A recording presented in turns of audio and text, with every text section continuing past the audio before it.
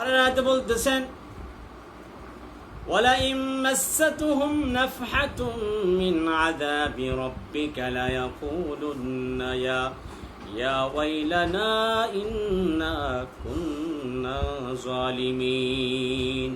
আল্লাহ রাব্বুল আলামিন ৪৬ নম্বর আয়াতে বলেন, আপনার পালনকর্তার আযাবের কিছু মাত্রাও তাদেরকে স্পর্শ করলে তারা বলতে থাকবে, হায় আমাদের দুর্ভাগ্য, আমরা অবশ্যই পাপী ছিলাম। নাউজুবিল্লাহ। এখানে আল্লাহ তাআলা কি বলতেছেন? আপনার পালনকর্তার আযাবের কিছু মাত্র মানে নবীকে দিয়ে সতর্ক করাচ্ছে। এবং নবীর আল্লাহ তাআলা বলছে আপনার পালনকর্তার আযাবের কিছু মাত্র তাদেরকে যদি স্পর্শ করত তাহলে তারা বলতে থাকতো, হায় আমাদের দুর্ভাগ্য, আমরা অবশ্যই পাপী ছিলাম। তারা নিজেরা সেদিন স্বীকার করবে। তারা কি করবে? নিজেরাই স্বীকার করবে। আজ তখন স্বীকার করলে আর কোনো কাজে আসবে না। সময় থাকতে ভাই সতর্ক হতে হবে, সাবধান হতে হবে। আল্লাহ তাআলাকে এক আল্লাহ বলে মানতে হবে।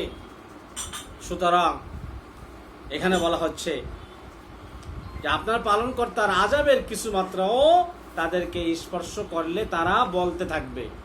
আমি যদি সামান্য তাদেরকে আযাব দিই, শাস্তি দিই, হ্যাঁ, তখন তারা বলতে থাকবে কি, হায় আমাদের দুর্ভাগ্য, আমাদের জন্য আমরা যে আল্লাহর হুকুম মানি নাই, নবীর তরিকায় চলি নাই। নবীরা কোরআন খুলে খুলে বাড়ি বাড়ি আইসে আমাদের কাছে কাছে আইসে এত সুন্দর করে বুঝাইছে, তখন আমরা ঠাট্টা বিদ্রুপ করেছিলাম। তখন যদি মানতাম তাহলে আমাদের এই আযাব হতো না, আমরা আযাবের ভিতরে কি হতাম না, গ্রেফতার হতাম না। তারা তখন বলবে, হায় আমাদের দুর্ভাগ্য, আমরা অবশ্যই পাপী ছিলাম। তারা তখন স্বীকার করবে। আল্লাহ বলে, এখন স্বীকার করলে আর কি লাভ? স্বীকার করস আর না করস, আজকে তোদের জন্য আমি আল্লাহ তাআলা আযাবের ব্যবস্থা রেখেছি। নাউজুবিল্লাহ।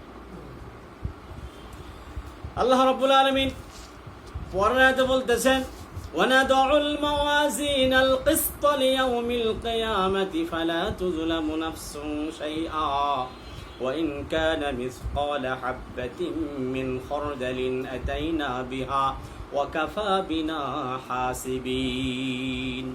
আল্লাহ রাব্বুল আলামিন ৪৭ নম্বর আয়াতে বলেন, আমি কিয়ামতের দিন ন্যায় বিচারের মানদণ্ড স্থাপন করব।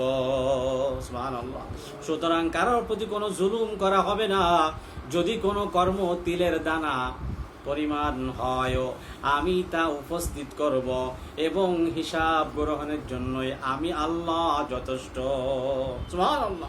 বলেন, হিসাব গ্রহণের জন্য এবং সবথেকে দ্রুত গতিতে হিসাব কে নিবে? আল্লাহ তাআলা নেবেন। দ্রুত গতিতে হিসাব নেওয়ার কারণে অনেক সময় ভুল ত্রুটি হতে পারে। কেউ যদি বলা হয় কাউকে যে আপনি ১ লক্ষ টাকা একটু গুনে দেন তো তাড়াতাড়ি, তখন এই টাকা গুনতে গুনতে দেখা যায় ভুল করে ফেলবে, ঠিক না? ভুল হয়ে যাবে। টাকা গুনতে গুনতে কি হয়? ভুল ত্রুটি হয়। সামান্য ১ লক্ষ টাকা অনেক সময় দেখা যায় যদি ২ টাকা, ৫ টাকা, ১০ টাকার নোট দেন ১,০০০ টাকা গুনতে, যে টাকাটা একটু তাড়াতাড়ি গুনে দাও তো। দ্রুত গুনতে গেলে কি হয়? ভুল ত্রুটি হয়ে যায়। বারবার গুনি, বারবার গুনি। অথচ আল্লাহ তাআলা সমস্ত মানুষদের হিসাব যখন নেবে কিয়ামতের দিন, তার একটু কষ্ট হবে না। সুবহানাল্লাহ। এবং এত দ্রুত গতিতে হবে, তারপরেও একটাও বাদ পড়বে না। যে যতটুকু করেছে সেটুকুন পাবে। কেউ বেশি করেছে তাকে কম দেবে না, কেউ কম করেছে তাকে বেশি দিবে না। আল্লাহ জুলুম করবে না, জুলুমকে কারীকেও ভালোবাসেন না। আল্লাহ তাআলার হিসাব হবে খুব দ্রুত গতিতে।